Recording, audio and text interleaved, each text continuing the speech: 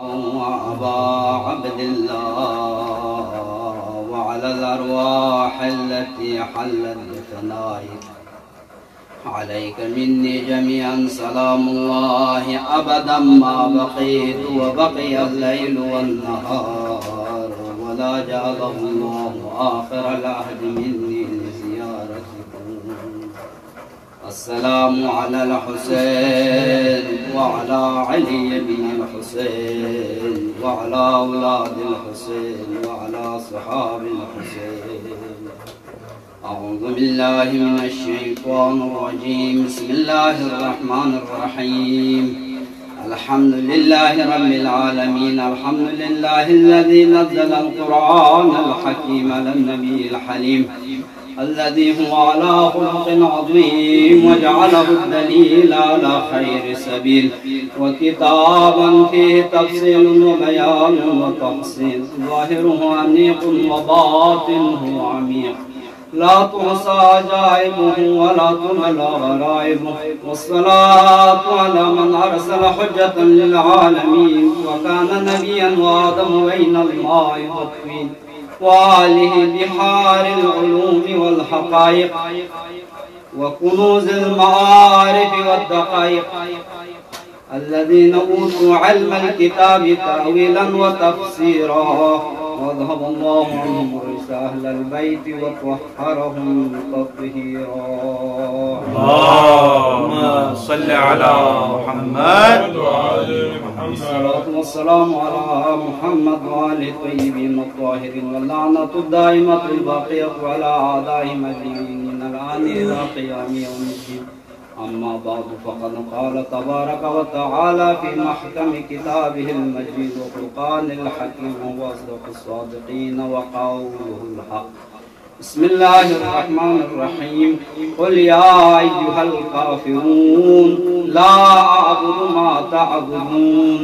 وقال مولانا أبا عبد الله الحسين صلوات الله وسلامه عليه لو كان دين محمد لم يستقم إلا بقتلي فيا سيوف خذيني.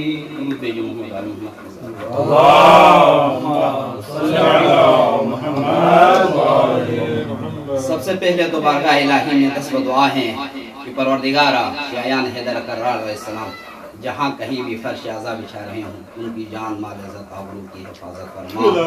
مومنین و مؤمنات کو تمام زمینی و آسمانی آفتوں سے محفوظ فرما. مرضائے مومنین و مؤمنات کو شفاء کامل و عاجل عطا فرما. مشکلات میں گرفتار مومنین و مؤمنات سے مشکلات کو دور فرما. پریشان حال مومنین و مؤمنات سے پریشانی کو دور فرما. پروردگارہ جو مومن مومنہ اولاد کو آرزو رکھتے ہیں انہیں اولاد صالح عنایت فرما. جن مؤمن کے لیے اولاد ہے انہیں عمر طولانی و صحت و سلامتی عطا فرما. پروردگارہ مراجعین نظام کو عمر طولانی عطا فرما انہیں صحت و سلامتی عطا فرما. پروردگارہ حوزہ علم نجف اشرف کو دن دگنی رات چگنی ترقی عطا فرما. پروردگارہ ہم سب جس مقصد کو پیش نظر رکھ کے اس مقدس سرزمین میں آئے ہیں پروردگارہ ہم سب کو اپنے مقاصد میں کامیابی و کامرانی عطا فرما. ان دعاؤں کی استجابت کے لیے بار دیگر الصلوات. اللهم صل على محمد وعلى محمد. سامعین گرامی قدر، جس آیے مجلہ کو آپ کی خدمت میں تلاوت کرنے کا شرف حاصل ہوا وہ سورہ مبارکہ کافرون کی پہلی دو آیتیں ہیں. یہ سورہ مبارکہ کافرون یعنی مکی سورہ ہے، اس میں تمام علماء کا اتفاق ہے.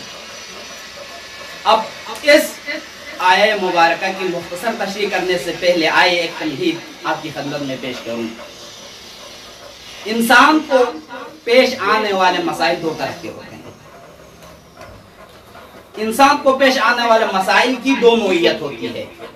پہلا مسئلہ دنیاوی مسائل ہوتے ہیں، مثلا پراپرٹی کے متعلق مسائل کھڑے ہوتے ہیں آج کل بہت سارے، جائیداد میں، زمینوں میں، گھروں کے متعلق آپس کے لڑائی جھگڑے تنازعات، یہ دنیاوی مسائل ہے. ان کے لیے اسلام نے ان کے حل کے لیے اسلام نے جو فارمولہ پیش کیا ہے وہ ہے صلح اور مصالحت.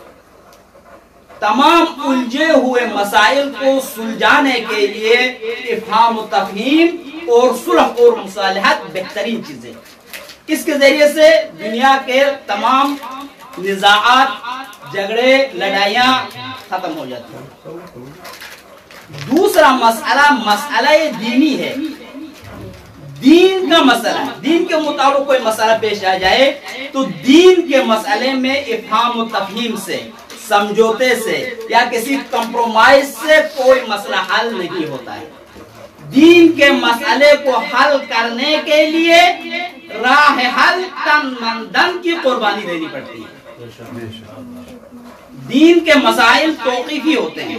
یعنی کیا مطلب یہ ہے کہ خدا نے جیسا کہا ہے ویسا اس پر عمل کرنا ہوتا ہے، نہ اس پر کچھ اضافہ کرنا ہوتا ہے نہ اس کو کچھ کم کرنا ہوتا ہے. رب العالمین نے جیسا کہا ہے ویسا اقیم الصلاۃ کہا. یہاں پر سوال پیدا نہیں ہوتا ہے کہ پروردگارا نماز کو کیوں واجب کیا، کس لیے واجب کیا، کس سبب کے پیش نظر بنو انسان کے اوپر ان اعمال کو واجب کیا، عبادات کو واجب کیا. نہ، دین کے معاملات توقیفی ہوتا ہے. رب العالمین نے کہا تو قبول کرنا ہوتا ہے. اسلام تسلیم کا نام ہے. خدا نے کہا، اس کے حکم کے سامنے، خدا کے امر کے سامنے سر تسلیم خم کرنا ہوتا ہے. وہاں پر سوال نہیں ہوتا ہے.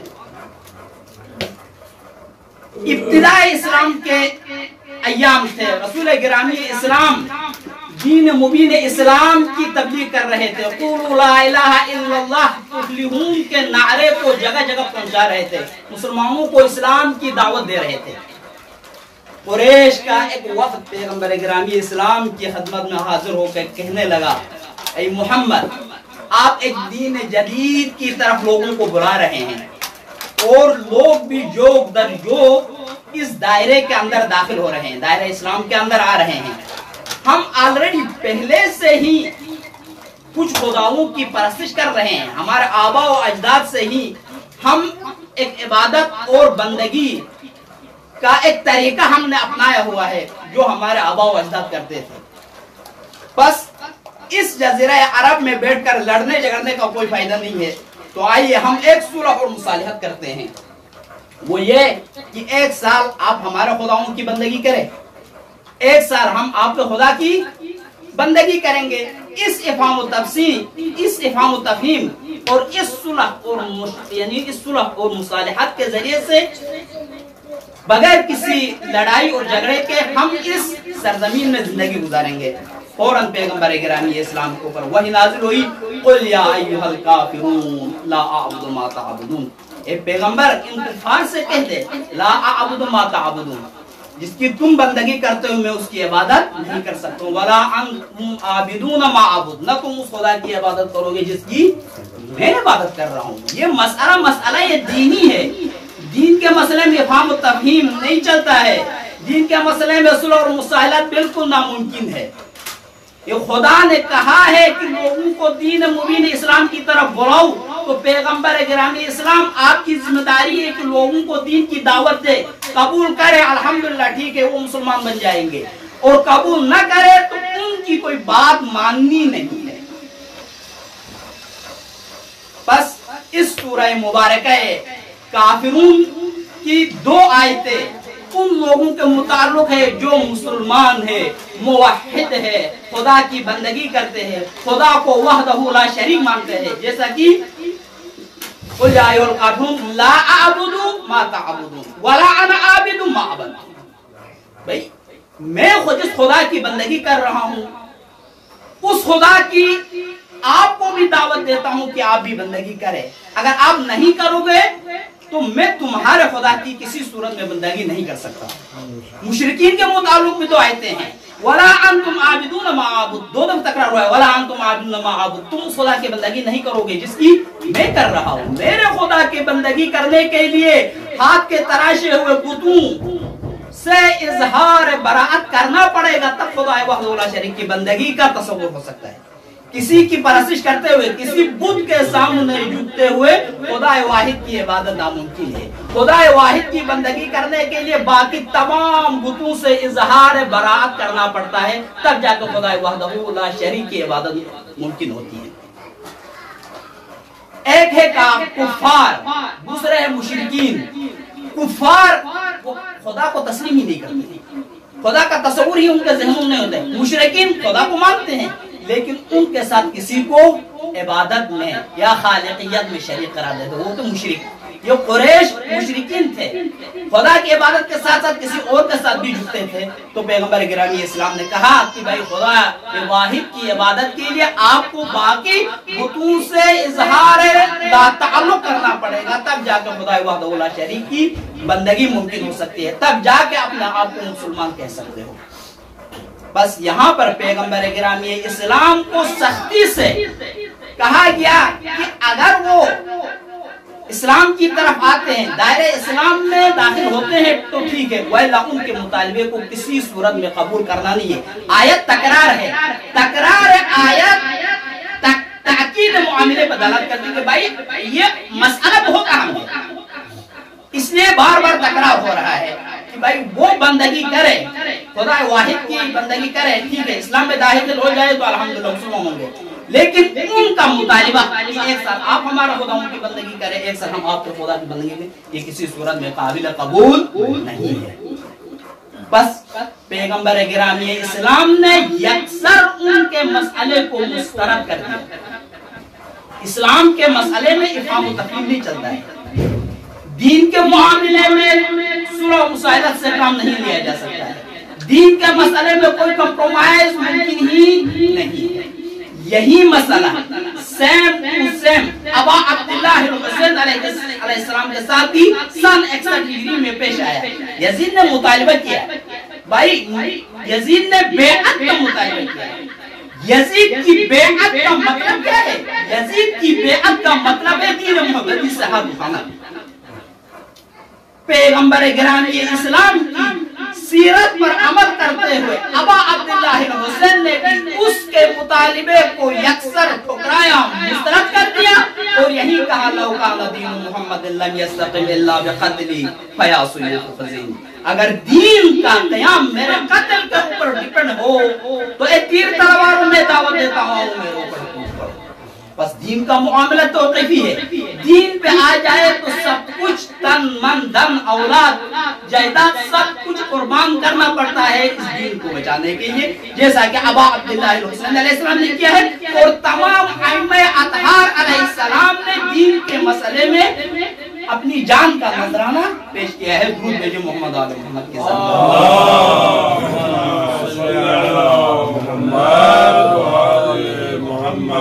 دیگر نعرہ صلوات صلی علی محمد. دین کا مسئلہ بہت ہی اہم ہوتا ہے، دین پر کسی کے ساتھ افہام و تفہیم نہیں چلتا ہے. امام موسیٰ بن جعفر علیہ السلام اپنے ایک صحابی کو ہشام کو ایک مثال دے کے اسی مسئلے کو سمجھاتے ہیں. یا ہشام لو کان فی یدک جوزۃ وقال الناس انها لؤلؤۃ ما تنفع وانت تعلم انها جوزۃ. اے ہشام آپ کے ہاتھ میں ایک اخروٹ، لوگ آپ سے کہیں کہ یہ جو آپ کے ہاتھ میں موجود چیز ہے یہ اخروٹ نہیں ہے بلکہ لؤلؤ مرجان ہے، ما تنفع، ان کے کہنے سے آپ کو کوئی فائدہ نہیں ہے. وانت تعلم انها جوزۃ، در حالانکہ آپ کو علم ہے کہ یہ جوزہ ہے، یہ اخروٹ ہے، آپ کو علم ہے. قطع ہے تو قطع کی حجیت ذاتی ہے، ان کے کہنے سے حقیقت تبدیل نہیں ہوتی ہے. اسی مثال کے برعکس لو کان فی یدک لؤلؤۃ وقال الناس انها جوزۃ ما تضر وانت تعلم انها لؤلؤۃ. آپ کے ہاتھ میں لؤلؤ مرجان ہو، لوگ تو کہے کہ یہ جو آپ کے ہاتھ میں موجود چیز ہے یہ لؤلؤ مرجان نہیں ہے بلکہ یہ اخروٹ ہے، ان کے کہنے سے آپ کو کوئی نقصان نہیں ہوگا، در حالانکہ آپ کو معلوم ہے کہ آپ کا ہاتھ میں جو چیز ہے وہ لؤلؤ مرجان ہے. اس مثال میں غور و فکر کرنے کی ضرورت ہے. یہ مثال دے کے امام موسیٰ بن جعفر علیہ السلام کیا پیغام دینا چاہ رہے ہیں ہشام کو اور اپنے چاہنے والوں کو؟ مولا یہی بتانا چاہ رہے ہیں کہ آپ نے جو عقیدہ اختیار کیا ہے، آپ نے جو مذہب کو اپنایا ہے، آپ نے جس مطلب کو اختیار کیا ہے وہ قرآن و حدیث کے بیس پر آپ نے اختیار کیا ہے. اس عقیدے کے اساس میں احادیث متواترہ اور قرآن کی آیات ہیں. جب آپ کو معلوم ہے کہ جس مذہب کو آپ نے اختیار کیا ہے وہ حق ہے تو کسی اور کے کچھ کہنے سے آپ کو متاثر ہونے کی ضرورت نہیں ہے. آپ کو معلوم ہے کہ امیر المومنین علی بن ابی طالب علیہ السلام رسول اللہ کا خلیفہ بلا فصل ہے. وہ کسی اور کو خلیفہ ماننے سے آپ کو اپنے عقیدے پر متعلق ہونے کی ضرورت نہیں ہے. لوگوں کے کہنے سے حقائق چینج نہیں ہوتے ہیں. اسی کے برعکس لوگ اپنے من گھڑت عقائد و نظریات کو خوبصورت انداز میں آپ کے سامنے پیش کرنے سے وہ حقیقت چینج نہیں ہوتی ہے. دراصل کہ آپ کو معلوم ہے کہ ان کے عقائد من گھڑت ہے، بالکل باطل نظریات ہے. بس عقیدے پر، دین پر کوئی افہام و تفہیم نہیں ہوتا ہے. دین کے معاملے پر کوئی سمجھوتا نہیں ہوتا ہے. دین کے معاملے پر اسی طرح عمل کرنا ہے جس طرح رسول اللہ صلی اللہ علیہ وسلم نے عمل کیا ہے، جس طرح ابا عبداللہ الحسین نے عمل کیا ہے یزید کے مقابلے میں. رسول اللہ نے عمل کیا ہے یعنی مکہ کے قریش کے مقابلے میں. بس دین کا مسئلہ توقیفی ہے. دین میں افہام و تفہیم نہیں چلتا. دین کو بچانے کے لیے ابا عبداللہ الحسین علیہ السلام نے اپنا سب کچھ لٹا دیا. پورا کنبے کو، پورے خاندان کو لے کے ابا عبداللہ الحسین مدینے سے نکلے تاکہ دین کا دفاع ہو جائے. ابا عبداللہ الحسین کے سامنے کون سا مسئلہ آیا تھا؟ مسئلہ یہ بیعت، یزید کی بیعت کا مسئلہ. بھئی یزید کی بیعت کا مسئلہ اسلام کو خلا حافظ کہنا ہے. وَعَلَى الْإِسْلَامِ السَّلَامِ اِسْقَدْ بُنِيَتِ الْأُمَّ بِرَاعٍ مثل یزید. اگر یزید جو کہے اسی پر اگر عمل کرے تو پھر تو اسلام کا تو خلا حافظ ہے، اسلام کا نام رہے گا، اسلام کا روح ختم.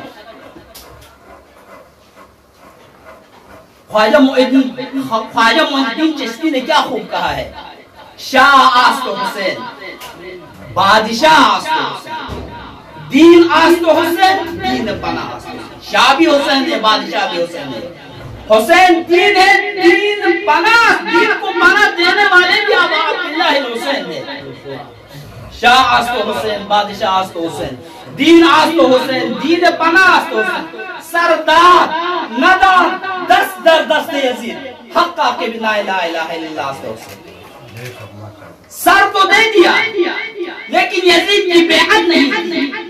اگر حقیقت میں دیکھا جائے تو لا الہ الا اللہ کی بنیاد اور اساس ابا عبداللہ الحسین علیہ السلام کی ذات گرامی ہے. اللہم صلی علی محمد وعلی محمد. تکبیر، نعرہ رسالہ، نعرہ حیدری، محمد وعلی محمد صلوات. اللہم صلی علی محمد وعلی محمد. بس دین کے معاملے میں انسان کسی کے ساتھ کوئی افہام و تفہیم نہیں کر سکتا ہے. دین پر اگر حرف آ جائے، اگر بات دین پر آ جائے تو دین کو بچانے کے لیے بڑی سے بڑی قربانی دینے سے دریغ نہیں کیا جا سکتا ہے. ایک شاعر اہل بیت نے کیا خوب کہا ہے، لا الہ کے پڑھنے والوں لے مزہ تاثیر کا، لا الہ کی تہ کے نیچے خون ہے شبیر کا. لا الہ کے پڑھنے والوں لا الہ سے پوچھ لو، لا الہ تو بچ گیا گھر لٹ گیا شبیر کا. سامعین گرامی قدر، آج محرم الحرام کی 15ویں تاریخ ہے. اسیران آل محمد اس وقت کوفہ اور شام کے راستوں سے گزر رہے ہیں. جب یہ کاروان حریت و شہادت امام زین العابدین علیہ السلام کی قیادت میں شام کے حدود میں پہنچایا تو امام کو کہا گیا کہ آپ یہاں پر کچھ دیر کے لیے انتظار کریں تاکہ بازار شام کو سجایا جائے. اطراف کے لوگوں کو، شرابیوں کو، کبابیوں کو بازار میں بلا کے یہ کہا جائے کہ ایک سرکش قافلہ آ رہا ہے، حاکم وقت کے خلاف جس نے خروج کیا تھا، اسے دیکھنے کے لیے سب یہاں پہ جمع ہو جاؤ. جب امام زین العابدین علیہ السلام بازار شام میں پہنچا تو دیکھا کہ شرابیوں کا، کبابیوں کا اجتماع ہے. ہجوم میں چاروں طرف ڈول بجا رہے ہیں اور یہ کاروان شہادت کے بازار میں داخل ہونے کے انتظار میں ہے۔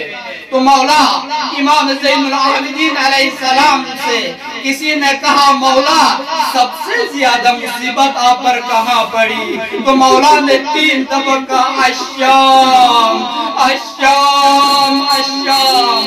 علماء فرماتے ہیں یہ جو 3 دفعہ مولا نے کہا یہ اس لیے کہا کہ شام میں امام زین العابدین اور اسیران آل محمد اور خواتین عصمت و طہارت کو 3 سخت مرحلوں سے گزارا گیا۔ بازار شام، دربار شام و زندان شام۔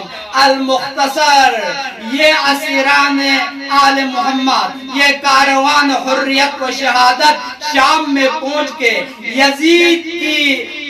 یزید کے زندان میں کافی عرصہ رہنے کے بعد جب انہیں رہا کیا گیا تو حضرت زینب سلام اللہ علیہا اور امام زین العابدین علیہ السلام نے پہلا کام جو کیا وہ یہ کیا کہ زندان سے باہر آنے کے بعد وہیں پہ رک کے 7 دن مجلس ابا عبداللہ کا قیام کیا، لوگوں کو بتایا اے شام والو ابا عبداللہ الحسین نے اس دین کو بچانے کے لیے نکلے تھے۔ الغرض امام زین العابدین علیہ السلام کے حکم سے یہ کاروان شہادت شام سے مدینے کی طرف روانہ ہوا تو ایک دوراہے میں پہنچا۔ شام کے حدود سے نکلنے کے بعد ایک دوراہے میں پہنچا۔ ایک راستہ جاتا تھا مدینے کی طرف، ایک جاتا تھا کربلا کی طرف۔ تو امام زین العابدین علیہ السلام نے بیویوں اور اسیروں سے کہا کہ اس راستے کو اختیار کر کے ہم کربلا جاتے ہیں، کربلا میں جا کر ابا عبداللہ الحسین کی مجلس پڑھتے ہیں اور خوب گریہ وزاری کرتے۔ کیوں؟ اس لیے کہ جب کربلا سے ان اسیروں کو کوفہ لے جایا گیا تھا تو اس وقت شہداء کے اوپر رونا نہیں دیا گیا۔ اب ہم کربلا میں جا کے جی بھر کے ابا عبداللہ الحسین کی قبر پر روئیں گے۔ اسی مقصد سے امام زین العابدین علیہ السلام کا قافلہ جب نہر الفرات پہ پہنچا تو جابر بن عبداللہ الانصاری وہاں پر پہلے سے پہنچا ہوا تھا۔ یہ دونوں قافلے آپس میں گلے ملا کے بہت روئے، بہت گریہ وزاری کیا۔ ایک صحابی کا نام ملتا ہے عطیہ اوفی، یہ امیر المومنین علی بن ابی طالب علیہ السلام کے خاص اصحاب میں سے ہیں۔ شیخ توسی رحمت اللہ علیہ نے معتمد راویوں میں سے اس کا نام شمار کیا ہے عطیہ اوفی کا۔ یہ عطیہ اوفی بیان کرتا ہے کہ جابر بن عبداللہ انصاری جب کربلا پہنچے تو یہ عمر کے آخری حصے میں تھے، اس کی بینائی کام نہیں کر رہی تھی۔ اس نے مجھے کہا عطیہ اوفی مجھے ابا عبداللہ الحسین کی قبر پر لے چلو۔ جب میں نے ہاتھ پکڑ کے ابا عبداللہ الحسین کی قبر پہ لے گیا تو جابر بن عبداللہ انصاری گش کھا کے بے ہوش ہوئے۔ میں نے پانی چھڑکایا تو وہ ہوش میں آیا۔ 3 دفعہ اس نے ابا عبداللہ الحسین کی قبر کو مخاطب کر کے کہا السلام علیکہ یا مظلوم، السلام علیکہ یا غریب، السلام علیکہ یا ابا عبداللہ۔ 3 دفعہ سلام کرنے کے بعد جابر بن عبداللہ انصاری کہتا ہے حبیب لا یجیب حبیبا، ایک دوست آ کے سلام کرتا ہے دوسرے دوست سے جواب نہیں ملتا ہے۔ اتنے میں خود جابر بن عبداللہ انصاری کہتا ہے الصلاۃ والسلام علیکہ یا ابا عبداللہ، میں آپ سے جواب کی توقع کیسے رکھ سکتا ہوں؟ جواب تو وہ دیتا ہے جس کے سر سے تن جدا نہ ہو، جس کے تن سے سر جدا نہیں ہوا ہو۔ مولا سن 61 ہجری کے عصر عاشور کو یزیدیوں نے آپ کا سر تن سے جدا کر دیا۔ اب یہ قافلہ وہاں پہ پہنچا تو 3 دن خوب روئے اور گریہ کیا، خواتین نے اور بچوں نے اور امام زین العابدین علیہ السلام نے۔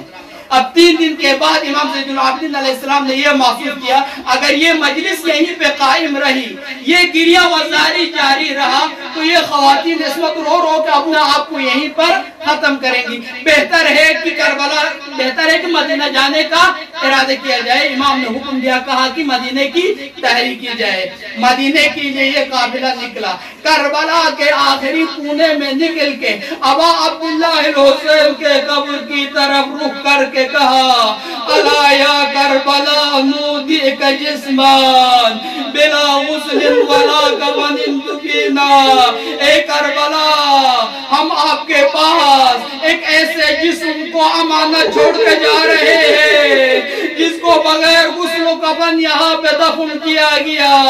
الا یا کربلا نودئک روحا لأحمد والوصی مع الامینا، اے کربلا ہم آپ کے پاس رسول اللہ اور امیر المومنین علیہ السلام کی روح کو امانت چھوڑ کے جا رہے ہیں۔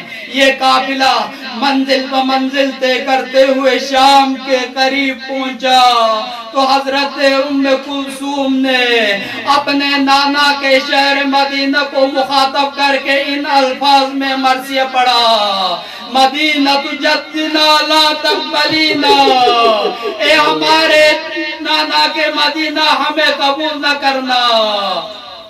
نحن جئنا بحاصرات و احزان، ہم غم و اندوہ اور مصیبت لے کے آئے ہیں۔ خرجنا منک بالاہلین جمعا، اے مدینہ جب ہم آپ سے نکلے تھے، جب مدینے سے ہم نکلے تھے تو تمام اہل و عیال کے ساتھ تھے، ابا عبداللہ الحسین ہمارے ساتھ تھے، ابو الفضل العباس ہمارے ساتھ تھے، قمر بنی ہاشم حضرت ابو الفضل العباس ہمارے ساتھ تھے، شبیہ رسول حضرت علی اکبر ہمارے ساتھ تھے، حضرت علی اصغر ہمارے ساتھ تھے، قاسم ساتھ تھے، تمام انصار و اہل بیت ساتھ تھے۔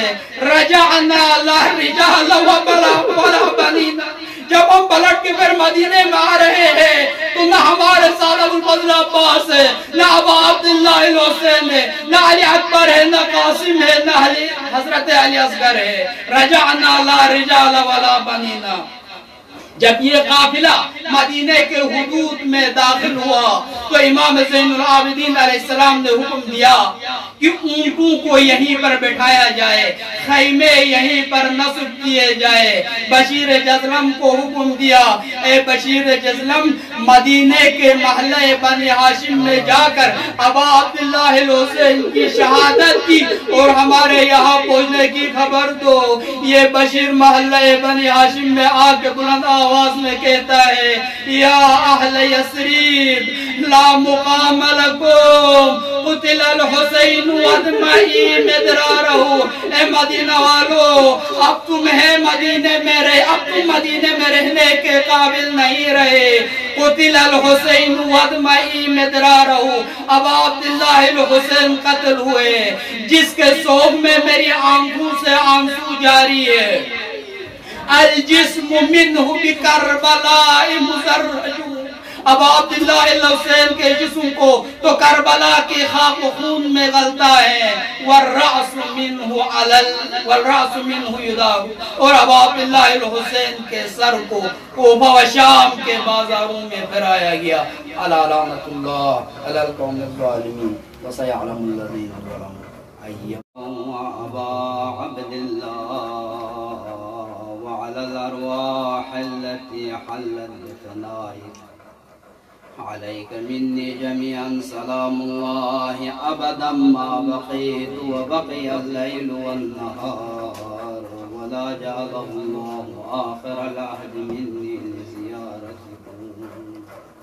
السلام على الحسين وعلى علي بن الحسين وعلى أولاد الحسين وعلى صحاب الحسين. أعوذ بالله من الشيطان الرجيم. بسم الله الرحمن الرحيم. الحمد لله رب العالمين. الحمد لله الذي نزل القرآن الحكيم على النبي الحليم الذي هو على خلق عظيم وجعله الدليل على خير سبيل وكتابا فيه تفصيل وبيان وتفصيل ظاهره أنيق وباطنه عميق لا تحصى عجائبه ولا تبلى غرائبه. والصلاة على من أرسل حجة للعالمين وكان نبيا وآدم بين الماء والطين وآله بحار العلوم والحقائق وكنوز المعارف والدقائق الذين أوتوا علم الكتاب تأويلا وتفسيرا وذهب الله عنهم رجس أهل البيت وطهرهم تطهيرا. اللهم صل على محمد الصلاة والسلام على محمد وآل الطيبين الطاهرين واللعنة الدائمة الباقية على أعدائهم أجمعين الآن إلى قيام يوم الدين. أما بعد فقد قال تبارك وتعالى في محكم كتابه المجيد وفرقان الحكيم وأصدق الصادقين وقوله الحق. بسم الله الرحمن الرحيم. قل يا أيها الكافرون لا أعبد ما تعبدون. وقال مولانا أبا عبد الله الحسين صلوات الله وسلامه عليه لو كان دين محمد لم يستقم إلا بقتلي فيا سيوف خذيني. اللهم صل على محمد. سب سے پہلے تو بارگاہ الہی میں دست و دعا ہیں کہ پروردگارا شایان حیدر کرار علیہ السلام جہاں کہیں بھی فرش اعضا بچھا رہے ہوں ان کی جان مال عزت آبرو کی حفاظت فرما. مومنین و مؤمنات کو تمام زمینی و آسمانی آفتوں سے محفوظ فرما. مرضائے مومنین و مؤمنات کو شفاء کامل و عاجل عطا فرما. مشکلات میں گرفتار مومنین و مؤمنات سے مشکلات کو دور فرما. پریشان حال مومنین و مؤمنات سے پریشانی کو دور فرما. پروردگارا جو مومن مومنہ اولاد کو آرزو رکھتے ہیں انہیں اولاد صالح عنایت فرما. جن مؤمن کے لیے اولاد ہے انہیں عمر طولانی و صحت و سلامتی عطا فرما. پروردگارا مراجعین نظام کو عمر طولانی عطا فرما انہیں صحت و سلامتی عطا فرما. پروردگارا حوزہ علم نجف اشرف کو دن دگنی رات دگنی ترقی عطا فرما. پروردگارا ہم سب جس مقصد کو پیش نظر رکھ کے اس مقدس سرزمین میں آئے ہیں پروردگارا ہم سب کو اپنے مقاصد میں کامیابی و کامرانی عطا فرما. ان دعاؤں کی استجابت کے لیے بار دیگر الصلوات.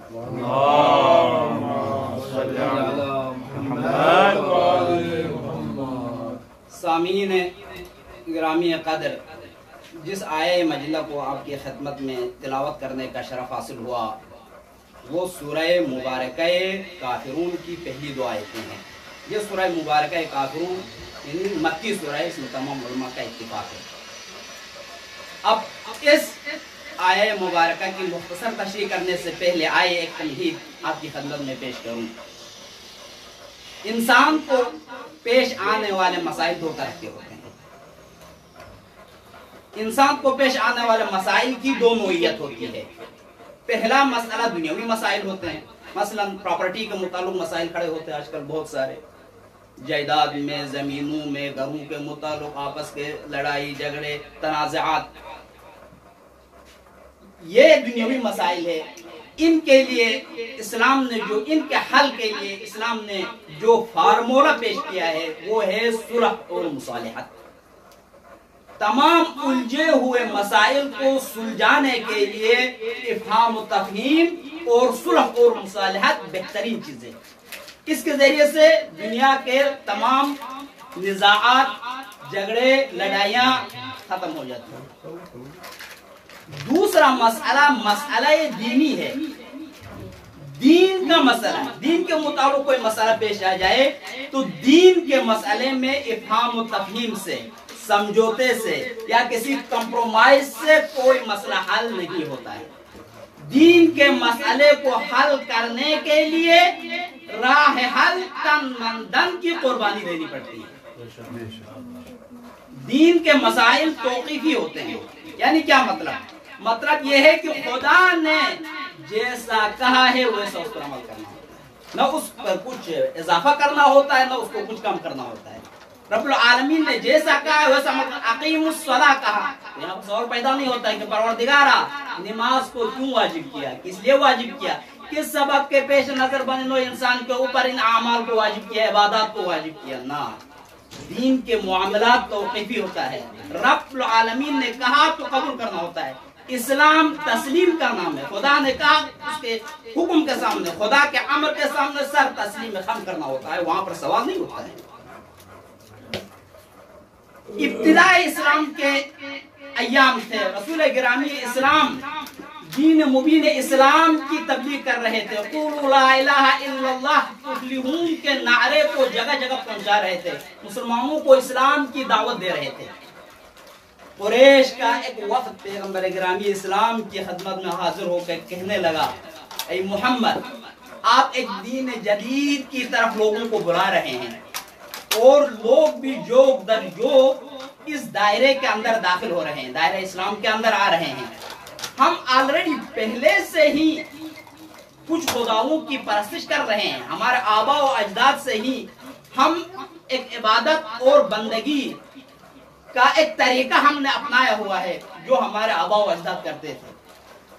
بس اس جزیرہ عرب میں بیٹھ کر لڑنے جھگڑنے کا کوئی فائدہ نہیں ہے، تو آئیے ہم ایک صلح اور مصالحت کرتے ہیں، وہ یہ کہ ایک سال آپ ہمارے خداؤں کی بندگی کریں، ایک سال ہم آپ کے خدا کی بندگی کریں گے۔ اس افہام و تفصیل، اس افہام و تفہیم اور اس صلح اور مصالحت کے ذریعے سے بغیر کسی لڑائی اور جھگڑے کے ہم اس سرزمین میں زندگی گزاریں گے۔ فوراً پیغمبر گرامی اسلام کے اوپر وحی نازل ہوئی، قل یا ایھا الکافرون لا اعبد ما تعبدون، اے پیغمبر ان کفار سے کہہ دے لا اعبد ما تعبدون، جس کی تم بندگی کرتے ہو میں اس کی عبادت نہیں کر سکتا ہوں، ولا انتم عابدون ما اعبد، نہ تم اس خدا کی عبادت کرو گے جس کی میں عبادت کر رہا ہوں۔ یہ مسئلہ یہ دینی ہے، دین کے مسئلے میں افہام و تفہیم نہیں چلتا ہے، دین کے مسئلے میں صلح اور مصالحت بالکل ناممکن ہے۔ یہ خدا نے کہا ہے کہ لوگوں کو دین مبین اسلام کی طرف بلاؤ، تو پیغمبر گرامی اسلام آپ کی ذمہ داری ہے کہ لوگوں کو دین کی دعوت دے، قبول کرے الحمدللہ ٹھیک ہے وہ مسلمان بن جائیں گے، اور قبول نہ کرے تو ان کی کوئی بات ماننی نہیں ہے۔ بس اس سورہ مبارکہ کافرون کی 2 آیتیں ان لوگوں کے متعلق ہے جو مسلمان ہے، موحد ہے، خدا کی بندگی کرتے ہیں، خدا کو وحدہ لا شریک مانتے ہیں، جیسا کہ قل یا ایھا الکافرون لا اعبد ما تعبدون ولا انا عابد ما عبدتم، بھئی میں خود جس خدا کی بندگی کر رہا ہوں اس خدا کی آپ کو بھی دعوت دیتا ہوں کہ آپ بھی بندگی کریں، اگر آپ نہیں کرو گے تو میں تمہارے خدا کی کسی صورت میں بندگی نہیں کر سکتا۔ مشرکین کے متعلق بھی 2 آیتیں ہیں، وَلَا أَنْتُمْ عَابِدُونَ مَا أَعْبُدُ، 2 دفعہ تکرار ہوا ہے، وَلَا أَنْتُمْ عَابِدُونَ مَا أَعْبُدُ، تم اس خدا کی بندگی نہیں کرو گے جس کی میں کر رہا ہوں۔ میرے خدا کی بندگی کرنے کے لیے ہاتھ کے تراشے ہوئے بتوں سے اظہار براءت کرنا پڑے گا، تب خدا وحدہ لا شریک کی بندگی کا تصور ہو سکتا ہے۔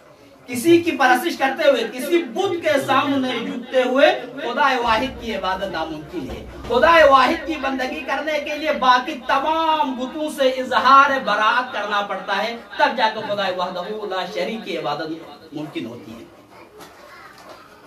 ایک ہے کفار، دوسرے ہے مشرکین۔ کفار خدا کو تسلیم ہی نہیں کرتے، خدا کا تصور ہی ان کے ذہنوں میں ہوتا ہے۔ مشرکین خدا کو مانتے ہیں لیکن ان کے ساتھ کسی کو عبادت میں یا خالقیت میں شریک قرار دیتے، وہ تو مشرک۔ یہ قریش مشرکین تھے، خدا کی عبادت کے ساتھ ساتھ کسی اور کے ساتھ بھی جھکتے تھے، تو پیغمبر گرامی اسلام نے کہا کہ بھائی خدا واحد کی عبادت کے لیے آپ کو باقی بتوں سے اظہار لا تعلق کرنا پڑے گا، تب جا کے خدا وحدہ لا شریک کی بندگی ممکن ہو سکتی ہے، تب جا کے اپنے آپ کو مسلمان کہہ سکتے ہو۔ بس یہاں پر پیغمبر گرامی اسلام کو سختی سے کہا گیا کہ اگر وہ اسلام کی طرف آتے ہیں، دائرہ اسلام میں داخل ہوتے ہیں تو ٹھیک ہے، وَإِلَّا ان کے مطالبے کو کسی صورت میں قبول کرنا نہیں ہے۔ آیت تکرار ہے، تکرار آیت تاکید معاملے پر دلالت کرتی ہے کہ بھائی یہ مسئلہ بہت اہم ہے، اس لیے بار بار تکرار ہو رہا ہے کہ بھائی وہ بندگی کرے، خدا واحد کی بندگی کرے، ٹھیک ہے اسلام میں داخل ہو جائے تو الحمدللہ مسلمان ہوں گے، لیکن ان کا مطالبہ کہ ایک سال آپ ہمارا خداؤں کی بندگی کریں، ایک سال ہم آپ کے خدا کی بندگی کریں، یہ کسی صورت میں قابل قبول نہیں ہے۔ بس پیغمبر گرامی اسلام نے یکسر ان کے مسئلے کو مسترد کر دیا۔ اسلام کے مسئلے میں افہام و تفہیم نہیں چلتا ہے، دین کے معاملے میں صلح و مصالحت سے کام نہیں لیا جا سکتا ہے، دین کے مسئلے میں کوئی کمپرومائز ممکن ہی نہیں ہے. یہی مسئلہ سیم ٹو سیم ابا عبداللہ الحسین علیہ السلام کے ساتھ بھی سن 61 ہجری میں پیش آیا. یزید نے مطالبہ کیا بھائی، یزید نے بیعت کا مطالبہ کیا. یزید کی بیعت کا مطلب کیا ہے؟ یزید کی بیعت کا مطلب ہے دین محمدی صحابہ خانہ. پیغمبر گرامی اسلام کی سیرت پر عمل کرتے ہوئے ابا عبداللہ الحسین نے بھی اس کے مطالبے کو یکسر ٹھکرایا، مسترد کر دیا اور یہی کہا لو کان دین محمد لم یستقم الا بقتل فیا سیوف فزین. اگر دین کا قیام میرے قتل کے اوپر ڈیپنڈ ہو تو ایک تیر تلواروں میں دعوت دیتا ہوں میرے اوپر. بس دین کا معاملہ توقیفی ہے. دین پہ آ جائے تو سب کچھ تن من دن اولاد جائیداد سب کچھ قربان کرنا پڑتا ہے اس دین کو بچانے کے لیے، جیسا کہ ابا عبداللہ الحسین علیہ السلام نے کیا ہے اور تمام ائمہ اطہار علیہ السلام نے دین کے مسئلے میں اپنی جان کا نذرانہ پیش کیا ہے. درود بھیجو محمد آل محمد کے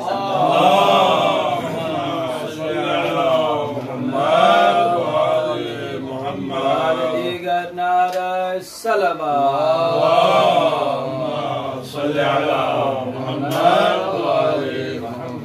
دین کا مسئلہ بہت ہی اہم ہوتا ہے. دین پر کسی کے ساتھ افہام و تفہیم نہیں چلتا.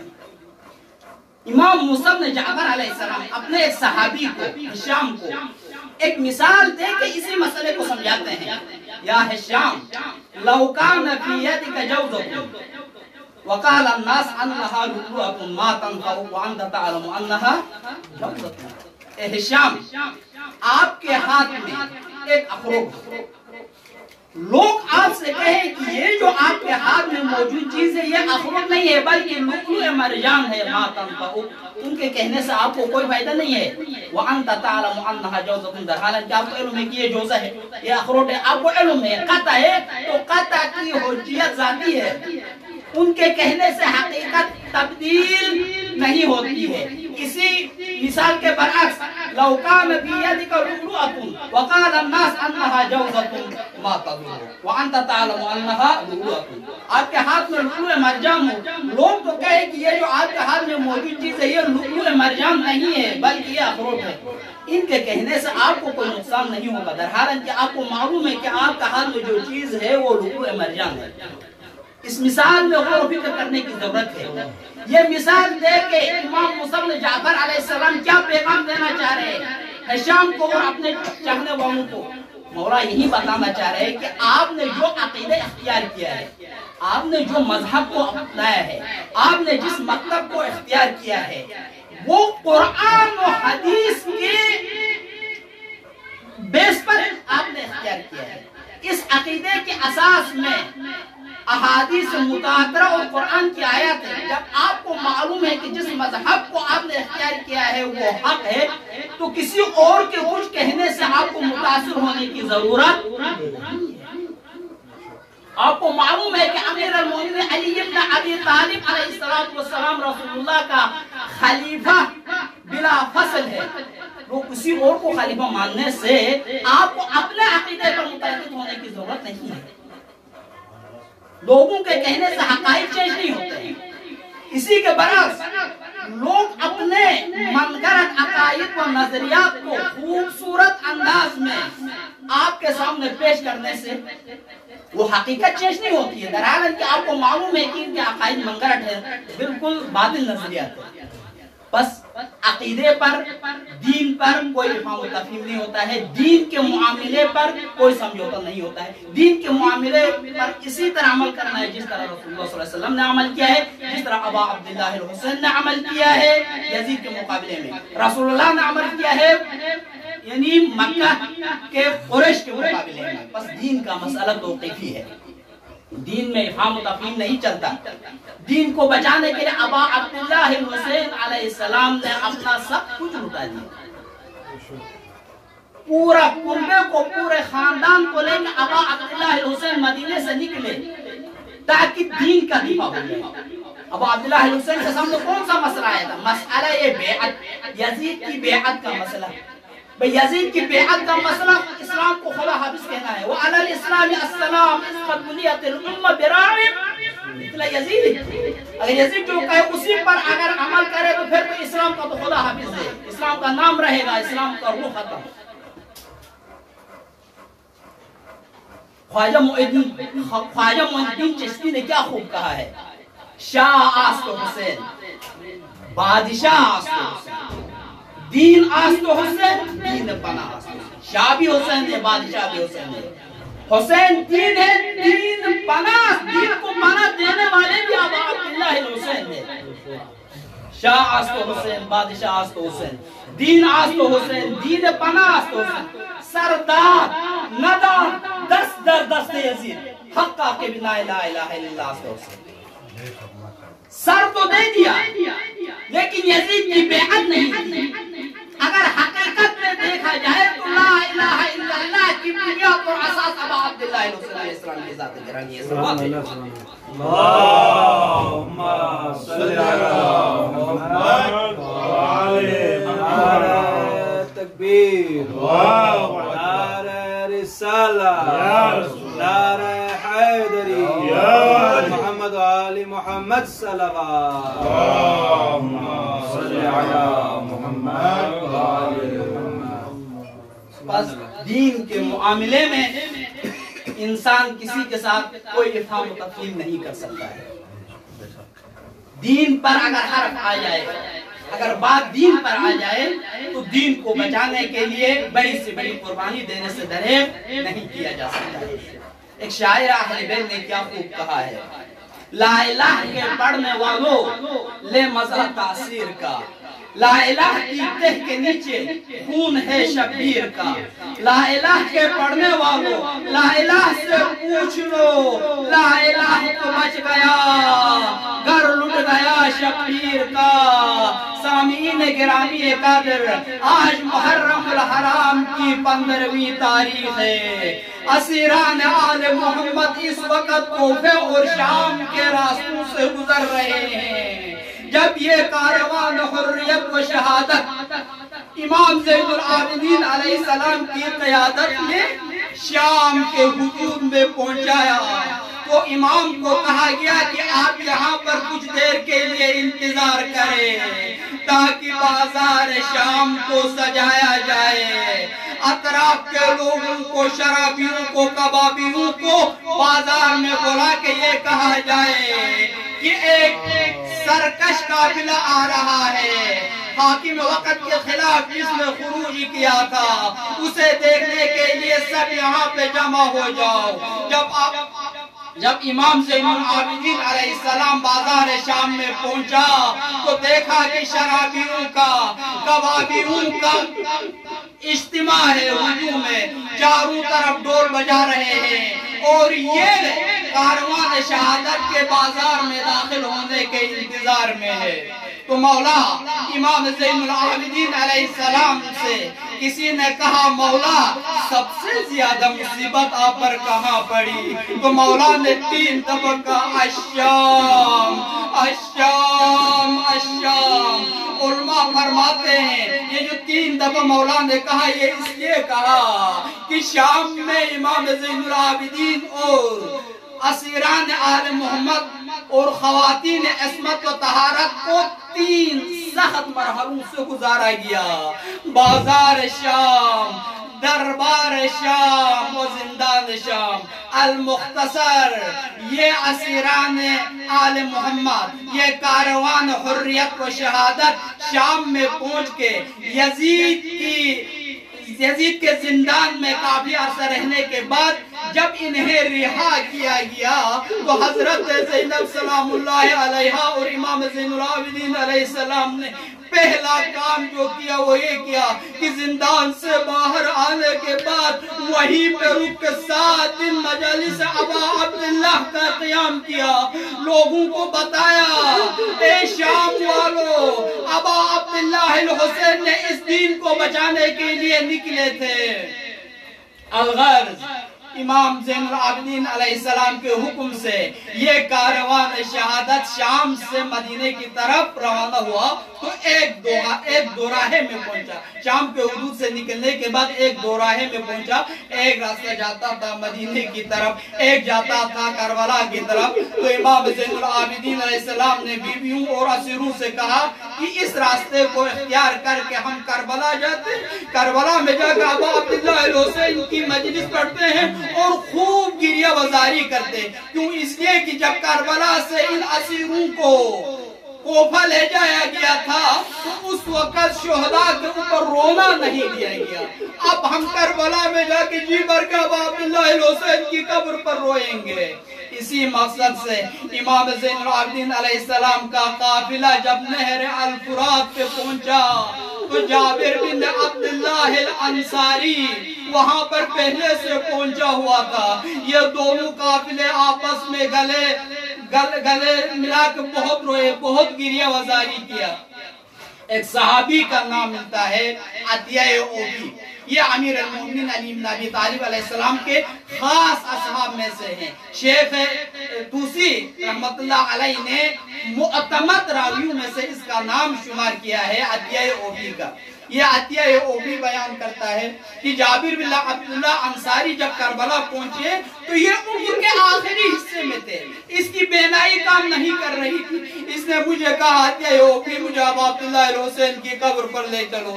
جب میں نے ہاتھ پکڑ کے ابا عبداللہ الحسین کی قبر پہ لے گیا تو جابر بن عبداللہ انصاری گش کھا کے بے ہوش ہوئے.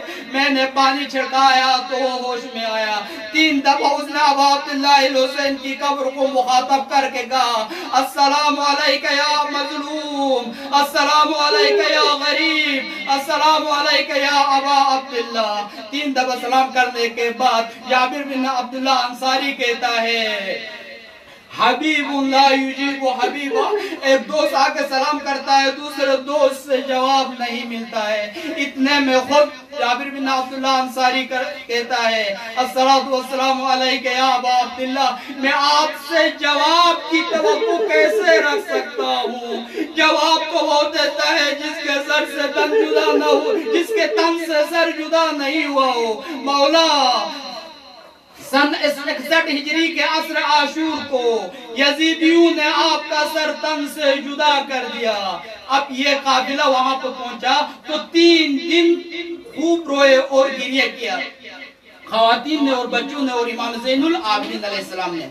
اب 3 دن کے بعد امام زین العابدین علیہ السلام نے یہ محسوس کیا اگر یہ مجلس یہیں پہ قائم رہی, یہ گریہ وزاری جاری رہا تو یہ خواتین اس وقت رو رو کے اپنے آپ کو یہیں پر ختم کریں گی. بہتر ہے کہ مدینہ جانے کا ارادہ کیا جائے. امام نے حکم دیا, کہا کہ مدینے کی تحریک کی جائے. مدینے کے لیے یہ قافلہ نکلا. کربلا کے آخری کونے میں نکل کے ابا عبداللہ الحسین کے قبر کی طرف رخ کر کے کہا الا یا کربلا نودئک جسمان بلا غسل ولا کفن تفینا. اے کربلا ہم آپ کے پاس ایک ایسے جسم کو امانت چھوڑ کے جا رہے ہیں جس کو بغیر غسل و کفن یہاں پہ دفن کیا گیا. الا یا کربلا نودئک روحا لأحمد والوصی مال امینا. اے کربلا ہم آپ کے پاس رسول اللہ اور امیر المومنین علیہ السلام کی روح کو امانت چھوڑ کے جا رہے ہیں.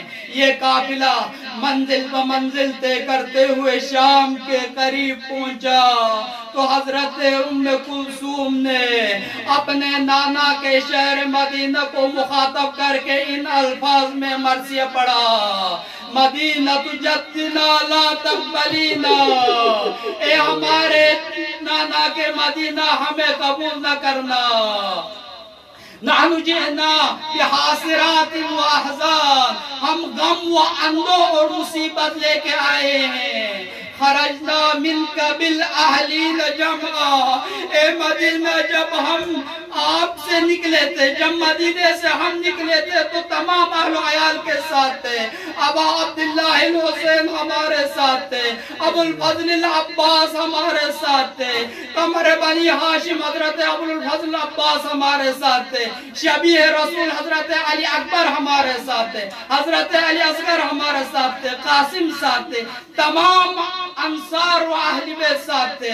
رجعنا لا رجال ولا بنینا، جب ہم پلٹ کے پھر مدینے میں آ رہے ہیں تو نہ ہمارے ساتھ ابو الفضل عباس ہے، نہ ابا عبداللہ الحسین ہے، نہ علی اکبر ہے، نہ قاسم ہے، نہ حضرت علی اصغر ہے۔ رجعنا لا رجال ولا بنینا، جب یہ قافلہ مدینہ کے حدود میں داخل ہوا تو امام زین العابدین علیہ السلام نے حکم دیا کہ اونٹوں کو یہیں پر بٹھایا جائے، خیمے یہیں پر نصب کیے جائے۔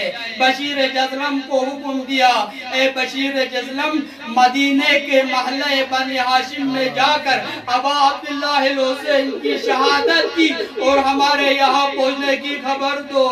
یہ بشیر محلہ بنی ہاشم میں آ کے بلند آواز میں کہتا ہے، یا اہل یثرب لا مقام لکم قتل الحسین ودمعی مدرارہ، اے مدینہ والو اب تم ہے مدینے میں رہے، اب تم مدینے میں رہنے کے قابل نہیں رہے۔ قتل الحسین ودمعی مدرارہ، ابا عبداللہ الحسین قتل ہوئے جس کے سوگ میں میری آنکھوں سے آنسو جاری ہے۔ الجسم منہ بکربلاء مزرج، ابا عبداللہ الحسین کے جسم کو تو کربلا کی خاک و خون میں غلطا ہے، والرأس منہ یداغ، اور ابا عبداللہ الحسین کے سر کو کوفہ و شام کے بازاروں میں پھرایا گیا۔ علی لعنت اللہ علی القوم الظالمین وسیعلم الذین ظلموا۔